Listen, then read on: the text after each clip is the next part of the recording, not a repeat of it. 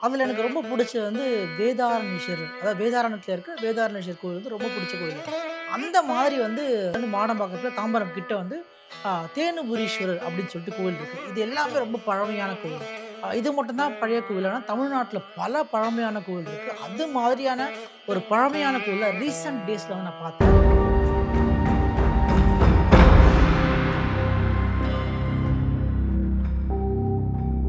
வாங்க மக்களே, நம்ம இன்னைக்கு என்ன பார்க்க போறோம்னா வந்து, அ பல கோயிலுக்கு நம்ம போயிருக்கோம். அதுவும் சிவன் கோயிலுக்கு பல இடத்துக்கு போயிருக்கோம். அதில எனக்கு ரொம்ப புடிச்சது வந்து வேதாரண்யேஸ்வரர். அதாவது வேதாரண்யத்தில இருக்க வேதாரண்யேஸ்வரர் கோவில் வந்து ரொம்ப புடிச்ச கோயிலு. அந்த மாதிரி வந்து மாடம்பாக்கத்தில சென்னையில வந்து மாடம்பாக்கத்தில தாம்பரம் கிட்ட வந்து தேனுபுரீஸ்வரர் அப்படின்னு சொல்லிட்டு கோவில் இருக்கு. இது எல்லாமே ரொம்ப பழமையான கோவில். இது மட்டும் தான் பழைய கோவில். ஆனா தமிழ்நாட்டில பல பழமையான கோவில் இருக்கு. அது மாதிரியான ஒரு பழமையான கோவில ரீசென்ட் டேஸ்ல வந்து நான் பார்த்தேன். அந்த கோவில் நடக்கிற விஷயத்த கேட்டு ரொம்ப ஆச்சரியப்பட்டுட்டேன். அந்த கோயில் என்ன பேருனா வந்து, தாம்பரம் தாண்டி கிஷ்கிந்தா போற ரூட்ல பழந்தண்டலம் அப்படின்ற ஒரு ஊர் இருக்கு. அந்த பழந்தண்டலம் வட்டத்தில வந்து ஐராவதீஸ்வரர் அப்படின்னு சொல்லிட்டு ஆலயம் இருக்கு. இதில வந்து அம்பிகையும், ஐராவதீஸ்வரரும் இருக்கிறாங்க. இப்ப ஐராவதீஸ்வரர் ஈஸ்வரர் கோவில் தான். இந்த ஐராவதம் அப்படின்றதுக்கும், ஐராவதீஸ்வரருக்கும் என்ன கனெக்ஷன் இருக்குன்னு கேட்டீங்கன்னா வந்து, ஒரு காலத்தில வந்து ஒரு முனிவர்கிட்ட சாபத்த பெற்றுட்டு, ஐராவதம் வந்து என்னாச்சு, அந்த சாபத்தில விமோசனம் அடையணும் அப்படின்னு சொல்லிட்டு வேண்டும்பொழுது, இந்த இடத்துல வந்து வேண்டிக்கிறாங்க.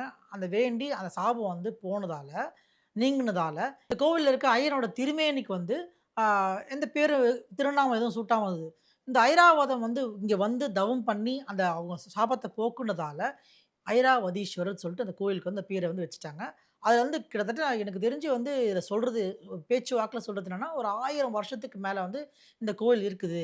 இத பல்வேறு காலகட்டத்தில வந்து கட்னாங்க. மூலவர் சன்னதி ஒருத்தரும், அம்பிகை சன்னதி ஒருத்தரும், அதுக்கப்புறம் 16 கால் மண்டபம் இருக்குது வந்து இன்னொருத்தரும். அப்படியே ஒரு பல்வேறு காலகட்டத்தில வந்து கட்னாங்கன்ற மாரி சொல்றாங்க. அதுவும் வந்து உள்ள போனா ஒரு சான்று இருக்கா? கல்வெட்டு இருக்கா? செப்பேடுகள் இருக்கா? கேட்டீங்கன்னா வந்து அந்த மாரி எந்த ப்ரூஃபும் இல்ல. பட் பக்கத்துல அந்த மேல்புறம் பார்த்தீங்கன்னா, சீலிங்ல வந்து மீன் சிம்பலு, பாம்பு சிம்பல், சக்கர சிம்பல்லாம் இருக்குது. அத பார்த்த ஆர்க்கியாலஜிஸ்ட் என்ன சொல்லிருக்காங்கன்னா, இது கிட்டத்தட்ட ஒரு 700 வருஷத்துக்கு முன்னாடி இந்த கோயில் வந்து கட்டப்பட்டிருக்கு. பர்ட்டிகுலரா அந்த மண்டபம் கட்டப்பட்டிருக்கு. கோயிலோட இத நம்ம வந்து சொல்லவே முடியாது. இது வந்து ஒரு சுயம்புவா தோன்றினவரு அப்படின்னு சொல்லிட்டு அங்க இருக்கவங்கலாம் சொல்றாங்க. அதே நேரத்தில வந்து இந்த கோயில்ல வந்து யாரேனும் வந்து ரொம்ப மனமுருகி வேண்டி எனக்கு குழந்தை பாக்கியம் வேணும் அப்படின்னா, அவங்களுக்கு இந்த இடத்துல குழந்தை பாக்கியம் கிடைச்சிருக்குன்ற மாரி சொல்றாங்க. அந்த நம்பிக்கை போயிட்டுருக்கு. இதுவரைக்கும் நடந்தும் இருக்குது. அந்த கோவில்லயே இருக்கவரு, இத பத்தி தாஸ்ன்றவரு விளக்கமா சொல்லியிருக்காரு. வாங்க கேட்கலாம். வணக்கம். இப்போ நம்ம இருக்கிறது வந்து பழந்தண்டலம் கிராமத்தில் இருக்கக்கூடிய ஆனந்தலுடனுரை ஐராவதீஸ்வரர் ஆலயம். இந்த ஆலயம் வந்து சுமார் வந்து எங்கள் கிராமத்து முன்னோர்களாக கேள்விப்பட்டு நாங்கள் கணிச்சு வச்சிருக்கிறது ஒரு 1000 ஆண்டுகளுக்கு முற்பட்ட கோயில் இது. இப்போ இந்த ஆலயம் வந்து 2ஆம் ராஜேந்திர சோழன் அவர்களால் கட்டமைக்கப்பட்டது. அவருடைய கனவுல வந்து அசரீரியா 108 சிவாலயங்களை கஜபுஷ்டம், அதாவது யானையோட பின்பக்கம் எப்படி வளைஞ்சு இருக்குதோ அந்த மாதிரி அமைப்புல ஒரு 108 சிவாலயங்களை அமைக்க வேணும் அப்படின்னு சொல்லி அவரோட கனவுல வந்து அசரீரி சொன்னதா.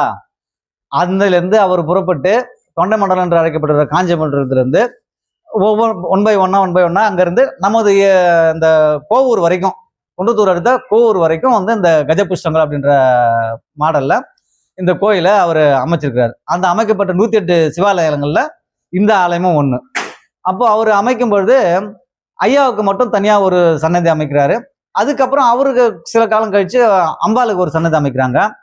இது முடிஞ்சதுக்கு அப்புறமா இன்னொருத்தர் வரும் பட்சத்துல 16 கால மண்டபம் அமைக்கிறாங்க.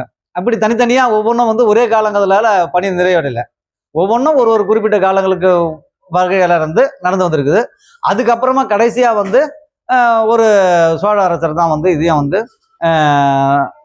கோயிலா வந்து மொத்தமா அந்த 16 கால் மண்டபம் எல்லாத்தையும் ஒன்னா இணைச்சு கோயிலா உருவாக்கி கொடுத்துருக்குறாங்க.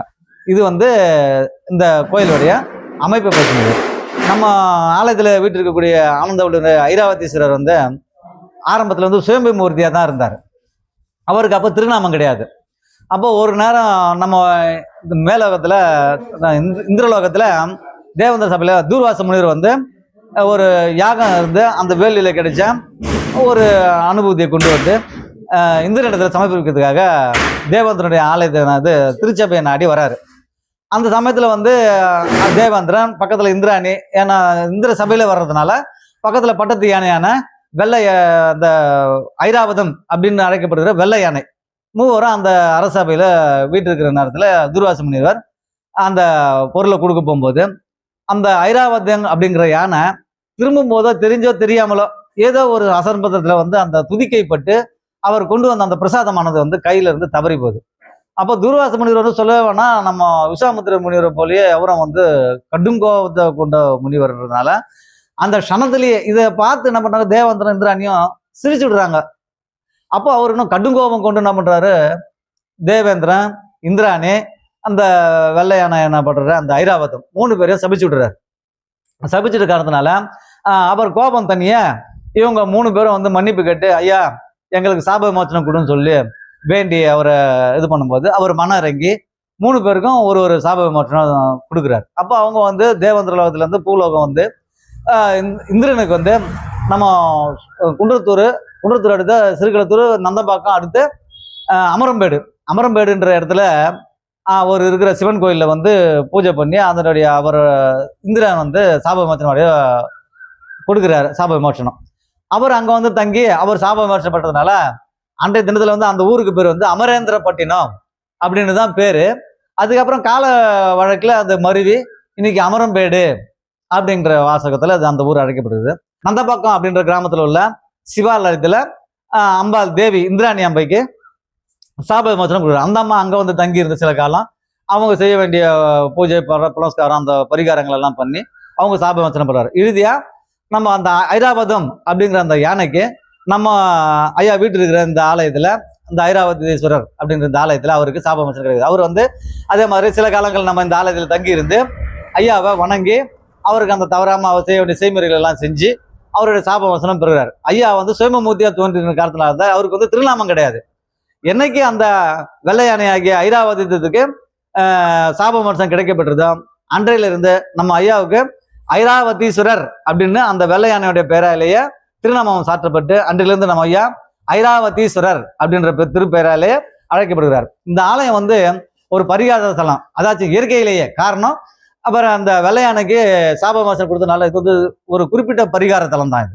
இந்த ஆலயத்துல வந்து குழந்தை வரம் இல்லாதவங்களுக்கு குழந்தை வரம் கிடைக்கிறது, திருமண யோகம் இல்லாதவங்களுக்கு திருமணம் செஞ்சு நடக்குது.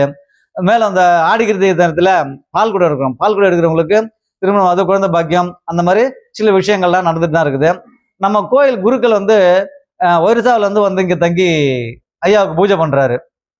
அவருக்கு வந்து ஒரு பெண் குழந்தை, நீங்க நம்ப மாட்டீங்க, அந்த பெண் குழந்தை வந்து இப்போ டிகிரி முடிச்சுட்டு வீட்டுல இருக்கிறாங்க. ஆனா நம்ம ஆலயத்துக்கு வந்ததுக்கு அப்புறமா அந்த ஐயருக்கு ஐயாவை பூஜை பண்ணி அவர் மனசார வேண்டியதுனால அவருக்கு ஆண் வாரிசு வேணும்னு கேட்டதுனால ஐயா அந்த ஐயா பூசாரிக்கு ஆண் வாரிசு கொடுக்குறாரு. யாரோடைய குறையா இருந்தாலும் சரி, குழந்தை பாக்கியமோ திருமண பாக்கியமோ இந்த மாதிரி குடும்ப தகராறு, கணவன் மனை தகராறு, இந்த மாதிரி இருக்கிறதுக்கு ஐயா வந்து சாப விமோச்சனம் கொடுக்குறாரு. நம்ம ஆலயத்துல வந்து பழம்பெரும் சிவாலயமா இருந்தா கூட ஓலைச்சுவடிகளோ எந்த கல்வெட்டுமே வந்து கிடைக்கப்படல. ஆனா எங்க முன்னோர்கள் மூலமா ஒரு கிடைக்கப்பட்ட ஒரே ஒரு ஓலைச்சுவடி மூலமா ஒரு பாடல் ஒண்ணு எங்களுக்கு கிடைச்சிருக்குது. பரதேவதேம் அரமஹாதேவ பொன்னம் செஞ்சடை யானை பொன்னம் செஞ்சடை யானை புதமோதை புறந்தான் மால் போற்றும் எந்தை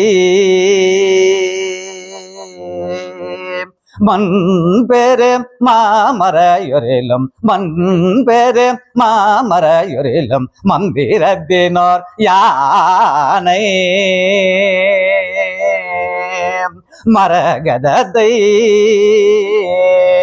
அன்பர்க்கு அன்பானை அன்பருக்கு அன்பானை அன்பர்க்கு அன்பானை அன்பருக்கு அன்பானை ஐராபதாரம் பணிய ஐராபதாரம் பணிய அங்கதனுக்கு அருள் செய்தானை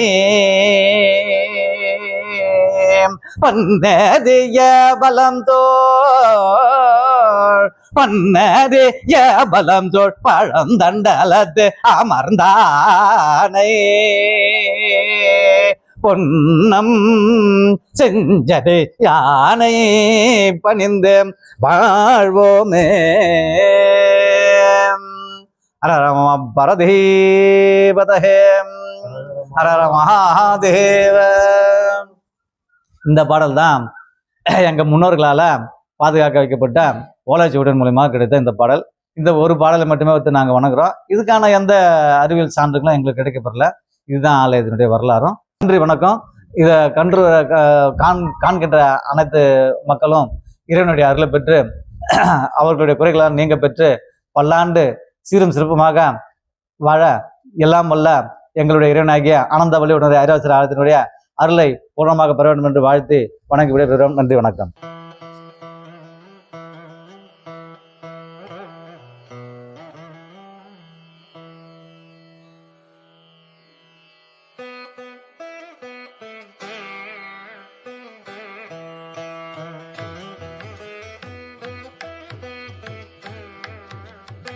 கேட்டிருப்பீங்க. இதில வந்து இவ்ளோ விஷயம் இருக்குது. இவ்ளோ ஒரு அற்புதங்கள் நடந்திருக்குன்றதால, இந்த கோவிலுக்கு நீங்க வரணும் விருப்பப்பட்டீங்கன்னா, தாம்பரம் பக்கத்தில பழந்தண்டலம்ன்ற கிராமத்தில இந்த கோவில் அமைஞ்சிருக்கு.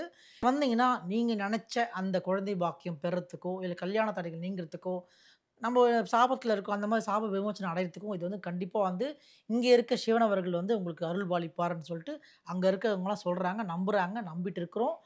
இந்த சேனல் உங்களுக்கு புடிச்சிருக்கா? சப்ஸ்கிரைப் பண்ணுங்க, ஷேர் பண்ணுங்க, லைக் பண்ணுங்க, கமெண்ட் பண்ணுங்க. வேற ஏதோ வீடியோ பார்க்கலாம். பாய்.